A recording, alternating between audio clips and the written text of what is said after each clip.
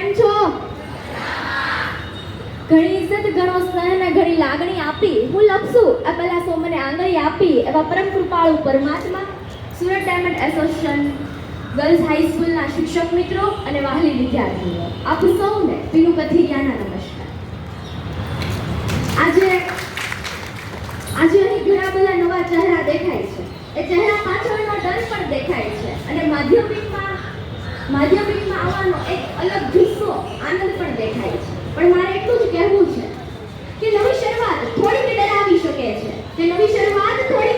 શકે છે પરંતુ યાદ રાખો સફળતા ફક્ત અને ફક્ત મુશ્કેલીઓથી જ આગળ આવે છે.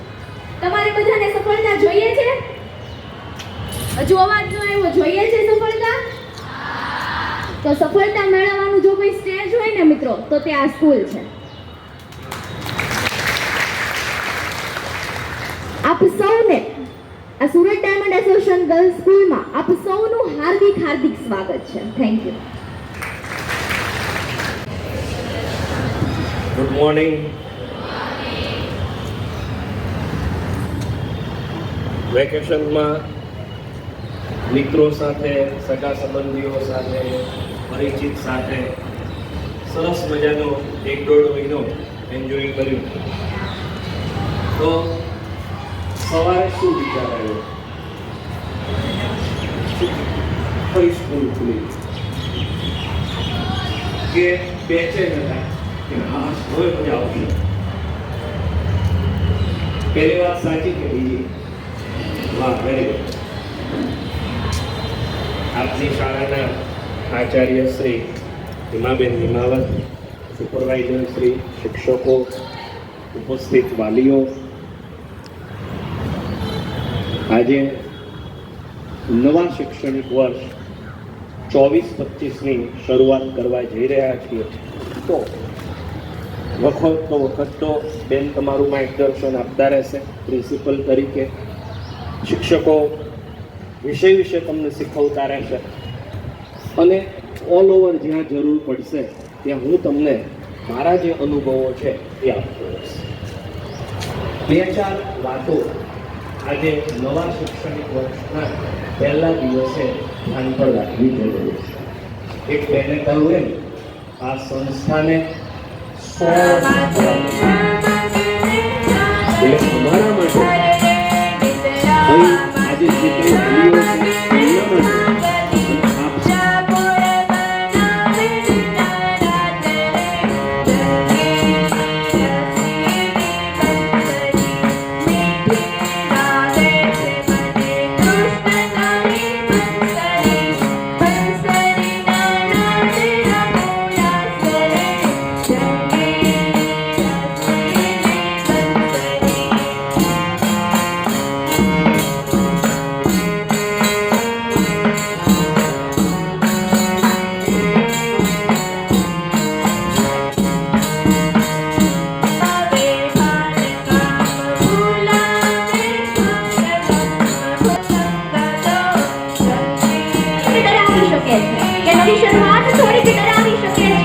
પરંતુ યાદ રાખો સફળતા ફક્ત અને ફક્ત મુશ્કેલીઓથી જ આગળ આવે છે.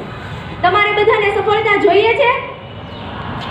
હજુ અવાજ ન આવ્યો, જોઈએ છે સફળતા? તો સફળતા મેળવવાનું જો કોઈ સ્ટેજ હોય ને મિત્રો તો તે આ સ્કૂલ છે.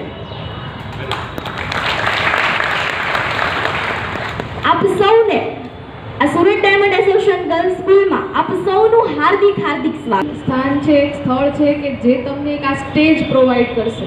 આપ સૌ આ શાળા સાથે જોડાયા છો. વર્ષ દરમિયાન થનારી તમામ પ્રવૃત્તિમાં આપ સૌ ભાગ લે. 100 વર્ષ પહેલા વારાણસીથી ચાલતા અહીંયા પહોંચ્યા અને આ તાપી નદીના પવિત્ર કિનારે આ સરસ મજાના યજ્ઞની સેવાની શરૂઆત કરી અને એની છત્ર છાયામાં આપણે આજે બેઠા છીએ. હજારો બાળકો અહીંથી અભ્યાસ કરી ગયા. આવનારા સમયમાં હજી પણ હજારો લાખો બાળકો અહીંયા અભ્યાસ કરશે. એવી પવિત્ર ભૂમિ પર આપણે આજે અહીંયા બેઠા છીએ. નંબર 2,